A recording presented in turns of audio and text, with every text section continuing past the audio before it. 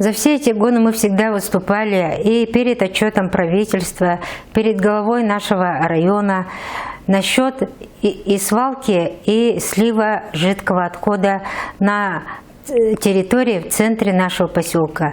Там образовалось целое озеро, которое в поселке и в Мегино-Кангаласском УСе называют Чернилка. Действительно превращено в черную жидкость, которая творит свои дела годами. Это плохая экология. Вот этим воздухом мы дышим, там жилой, вокруг озера уже микрорайон. И вот представляете, сколько лет без внимания остается этот вопрос.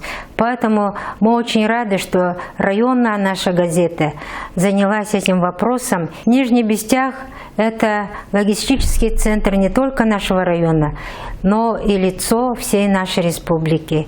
И поэтому решение глобального вот этого вопроса должно заинтересовать всех, потому что Нижний Бестях развивается, растет. Здесь очень много идет строительства не только жилых домов для многодетных семей с нашего района, но здесь, как вы знаете, развивается очень много производственных центров, поэтому этот вопрос должен решаться.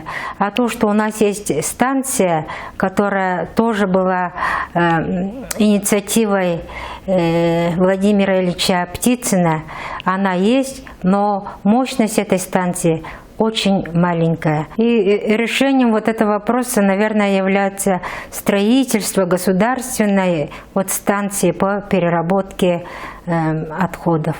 Мы надеемся на положительное решение и требуем, потому что за все эти годы этот вопрос должен был решаться.